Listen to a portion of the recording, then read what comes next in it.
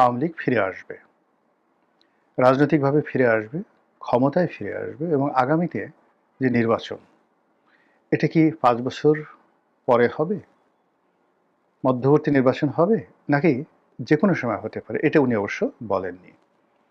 উনি যে কথাটি বলেছেন যে সামনে যে নির্বাচন আসছে সেই নির্বাচনে আওয়ামী লীগ অংশগ্রহণ করবে, দ্যাটস অল। সারা বাংলাদেশ এগুলো নিয়ে ভীষণ রকম আলোচনা চলছে।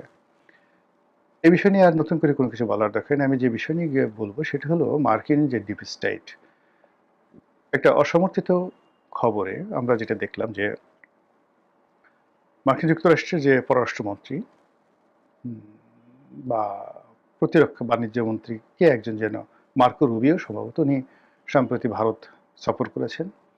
অজিত দোভাল পররাষ্ট্রমন্ত্রী তাদের সঙ্গে দেখা করেছেন এবং সেখানে বাংলাদেশকে কেন্দ্র করে মার্কিন যে ডিপ স্টেটের যে পলিসি, এটি যে আমেরিকার একটি ভুল সিদ্ধান্ত, এই কথা তিনি স্বীকার করেছেন, বলেছেন এরকম একটি গুজব কিন্তু সামাজিক মাধ্যমে ছড়িয়ে পড়েছে। হোয়াট এভার মেবি, এটি একেবারে 100% গুজব হতে পারে, কোনো কিছুই না বলা হতে পারে, কিন্তু বাস্তবতা হলো যে মার্কিন যুক্তরাষ্ট্র যে কোনো কারণেই হোক না কেন, তাদের যে ডিপ স্টেট পলিসি বা তারা যে মানুষরূপী কিছু দেশদ্রোহীকে লালন পালন করেছিল, তাদের অযোগ্যতা, অথর্বতা এবং অজনপ্রিয়তার কারণে মার্কিন যুক্তরাষ্ট্রের যে স্বার্থ বাংলাদেশের সঙ্গে এতটা হুমকির মুখে পড়েছে যে এই মুহূর্তে বাংলাদেশে আমেরিকার প্রতি যে ঘৃণা,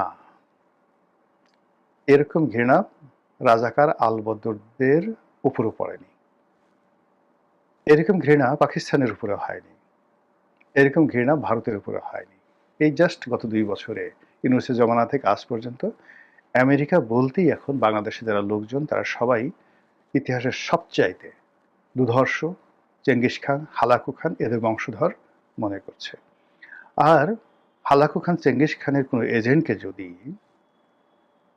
আমজনতা পায়, বাগে পায়, তাহলে কিভাবে যে তারা ডলা দেবে, মরিচ ডলা দেবে, এটা বোঝার জন্য রকেট বিজ্ঞানী হওয়ার দরকার নেই। এটা আমেরিকাও বুঝে গেছে, তার লোকজন বুঝে গেছে, ফলে এখন যে যার মতো করে এখন বক্তব্য দিচ্ছে। এখন আমার কাছে মাঝে মাঝে প্রশ্ন হয় যে এই মানে আমেরিকার যে ডিপ স্টেটগুলো, এটা কিভাবে অর্গানাইজ হলো। আপনি লক্ষ্য করেন যে ডেইলি স্টার এবং প্রথম আলো, আমার কাছে যেটা মনে হচ্ছে যে এই দুটো পত্রিকা এবং এই দুটো পত্রিকার মালিক পক্ষ এবং সম্পাদক, তারা এই বাংলাদেশে অনেক কিছুরই নাটের গুরু। সে আগের ১/১১ বিএনপিকে উচ্ছেদ করা, পরবর্তীতে ১০ টাকা কষ্ট মামলা, উলফা, তারপর -2 থিওরি এবং একেবারে সর্বশেষ ডক্টর মোহাম্মদ ইউনূসকে ক্ষমতায় আনা ইত্যাদি, তার ক্যাবিনেট গঠন করে দেওয়া, এই জিনিসগুলো মানে এখনো পর্যন্ত তারা যেভাবে চলছে, সরকার, তারেক রহমান সাহেবের সরকার যেভাবে চলছে, সেখানে এই সিন্ডিকেটের মধ্যেই আছে। আচ্ছা, খোলামেলা করে আপনি বলেন তো, আসিফ নজরুল সাহেব ধরেন ঢাকা বিশ্ববিদ্যালয়ের পরিচিত মুখ, তার কথা বাদ দিলাম, তার এখানে যে উপদেষ্টা হওয়া, আইনের অধ্যাপক, তিনি আইনমন্ত্রী হলেন। সংযোগ কি, প্রথম আলোতে তিনি নিয়মিত কলাম লিখতেন এবং এই গ্রুপটির সঙ্গে তার দীর্ঘদিনের সম্পর্ক এবং তার বইপত্র প্রথমা থেকে প্রকাশিত হয়। দ্বিতীয়ত হলো ফাইজুল কবির সাহেব, কোত্থেকে আসলেন, ফাইজুল করিম খান, সেখানে তিনি লিখতেন। মূলত তিনি জামাত মাইন্ডেড লোক, কিন্তু জামাত মাইন্ডেড হওয়ার সত্ত্বেও প্রথম আলো এই সিন্ডিকেটের মধ্যে। সিপিডির দেবপ্রিয় ভট্টাচার্য, বদিউল আলম মজুমদার, ইফতেখার সাহেব, যারা ট্রান্সপারেন্সি ইন্টারন্যাশনাল, এরা সবাই এই প্রথম আলো গ্রুপের সাথে জড়িত। প্রথম আলো গ্রুপের আরেকটি সিস্টার কনসার্ন ডেইলি স্টার। তো এই ডেইলি স্টার থেকে যারা সাংবাদিক থেকে শুরু করে অন্যান্য যারা আছেন, তাদের একটা বিরাট অংশ ইউনূস সরকারের মধ্যে একীভূত হয়ে গেল। আর বাংলাদেশে ডেইলি স্টারের যে মানে মাহফুজ আনাম সাহেবের স্ত্রী, তিনি যে এনজিওটা পরিচালনা করেন, সেই এনজিওটা হলো এরকম একটা এনজিও যে সারা পৃথিবী থেকে যত এনজিওগুলো বাংলাদেশের সরকারি বেসরকারি খাতে, এনজিও খাতে এই টাকা দেয়, ওটার প্রাথমিক অ্যাপ্রুভালটা হয়ে আসে সেই শাহিন আনাম, ওনার এনজিওর মাধ্যমে।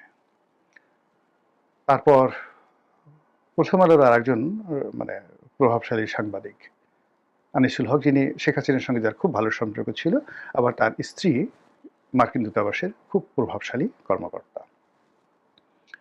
তো এই সময়টাতে আপনি গিয়ে দেখেন যে যারা যারা ডক্টর মোহাম্মদ ইউনূসের ক্যাবিনেটে ছিলেন, এবং ইনক্লুডিং ডক্টর ইউনূস, গত 10, 15, 20 বছর ধরে এদেরকে প্রথম আলো, ডেইলি স্টার এরা প্রমোট করছে, এবং এরা বাংলাদেশের নায়ক মহানায়ক, এদের বাইরে কোনো পাণ্ডিত্য নেই, এবং তারাই রাষ্ট্র ক্ষমতায় বসলো।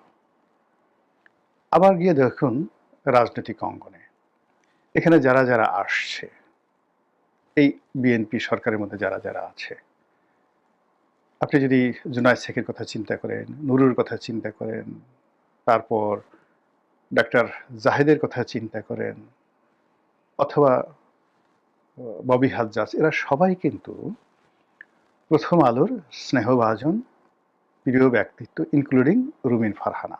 কিন্তু রুমিন ফারহানাকে এখানে রাখা হয়নি, অন্য জায়গাতে। ফলে এই সরকারের উপরে এখনো পর্যন্ত সেই খলিলুর রহমান থেকে শুরু করে অন্য সবাই যারা আছেন, প্রথম আলোর একটা প্রচণ্ড ছায়া আছে। এখন এই যে প্রথম আলো, ডেইলি স্টার গ্রুপ, তাদের সঙ্গে আমেরিকার কি সম্পর্ক, ডিপ স্টেটের কি সম্পর্ক, এটা আগামী দিনে বোঝা যাবে। কিন্তু মূল ব্যাপার হলো এই মুহূর্তে বাংলাদেশে কিন্তু আবার সেই প্রথম আলো, ডেইলি স্টার বিরোধী যে প্রচারণা, এটা তুঙ্গে। ডক্টর মোহাম্মদ ইউনূস বিরোধী জনরোষ বাড়ছে। প্রথম আলো, মতিউর রহমান এবং মাহফুজ আনাম এবং তাদের যারা সঙ্গপাঙ্গ, তাদের বিরুদ্ধে জনরোষ বাড়ছে। এবং যখন জেনারেল ওয়াকারুজ্জামান বৈঠক ডাকলেন ক্যান্টনমেন্টে, সেই ক্যান্টনমেন্টের বৈঠকে যে সমস্ত লোক গেলেন, তারাই ঘুরে ফিরে বিরোধী দল, তারাই ঘুরে ফিরে সরকারি দল, তারাই ঘুরে ফিরে ইউনূসের দল, তারাই এনসিপি, তারাই সমন্বয়ক, তারাই বিএনপি, তারাই সবকিছু। এবং একই মানে অনেকগুলো রসুন থাকে, সেই রসুনের গুলো কোয়া থাকে একটা, এরকম একটা পরিবেশ পরিস্থিতি আমরা গত 2 বছর ধরে দেখছি। কিন্তু চক্রান্ত যতই শক্তিশালী হোক বা পিছনে আমেরিকার যতই অর্থ থাকুক, বিত্ত থাকুক, কিন্তু 18 কোটি মানুষকে মুগ্ধ করার, তাদেরকে নেতৃত্ব দেওয়ার যে একটা বিশেষ ম্যাগনেটিক পাওয়ার থাকে বা লাগে, এই ম্যাগনেটিক পাওয়ার যাদের আছে তারা কখনো দালালি করে না, তারা কখনো সেবাদাস হয় না, তাদের কখনো কারো কৃতদাস হতে হয় না। আবার অন্যদিকে যত বৃহৎ শক্তি আপনি হন, সেটা চেঙ্গিস খান, হালাকু খান, কিংবা ধরুন তৈমুর লং, নাদের শাহ, এরা সবাই সারা পৃথিবীর তছনছ করা মানুষ। আপনি এদের দক্ষিণ হস্ত হন, এদের দালাল হন, এদের কৃতদাস হন, কিন্তু আপনার যত কিছু হোক না কেন, আপনি কোনো অবস্থাতেই 18 কোটি মানুষের নেতা হতে পারবেন না, তাদেরকে পরিচালনা করতে পারবেন না, বা তাদের প্রিয়জন হতে পারবেন না। তাদের প্রিয়জন হওয়ার জন্য you might be a slave, just like Qutbuddin Aibak, Iltutmish, Ghiyasuddin Balban, ওনারা সবাই দাস ছিলেন। কিন্তু তাদের একটা গ্রেট মাইন্ড ছিল, অসাধারণ একটা মন ছিল, সততা ছিল, অসাধারণ পাণ্ডিত্য ছিল এবং সততা ছিল, ধর্মপরায়ণতা ছিল। ফলে তারা দিল্লির সিংহাসনে বসে যে ইতিহাস তৈরি করে গেছেন, সেই ইতিহাস পৃথিবী আর কেউ তৈরি করতে পারেনি।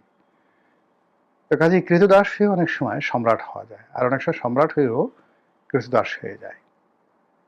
তো সেই অবস্থায় বাংলাদেশে যারা মীর জাফর, বাংলাদেশে যারা রাজবল্লভ, রায়দুর্লভ, কিংবা ধরুন ঘসেটি বেগম, যারাই এই আমেরিকার টাকা খেয়েছেন, আমেরিকার পক্ষে দেশ বিক্রি করার চেষ্টা করেছেন, সারা বাংলাদেশ তাদের বিরুদ্ধে ফুঁসে উঠেছে। প্রকৃতি কাঁপছে, মাটি কাঁপছে, বাতাস শস্য করে আওয়াজ করছে, বনের পাখিরা তাদের নাম বলে দিচ্ছে, এরা আমেরিকার দালাল। আর তার প্রেক্ষিতে বহু মানুষের মধ্যে যে ভয় এবং আতঙ্ক তৈরি হয়েছে, বহু মানুষের মধ্যে সত্য কথা বলার প্রবণতা তৈরি হয়েছে, এবং বহু মানুষ নিজেদেরকে ওই চক্র থেকে বের করার জন্য রীতিমতো পাগল পারা হয়ে পড়েছেন, এবং তারই প্রেক্ষিতে হয়তো জনাব তৌহিদ এই কথা বলে থাকতে পারেন। আসসালামু আলাইকুম রহমতুল্লাহি ওয়া বারাকাতুহু।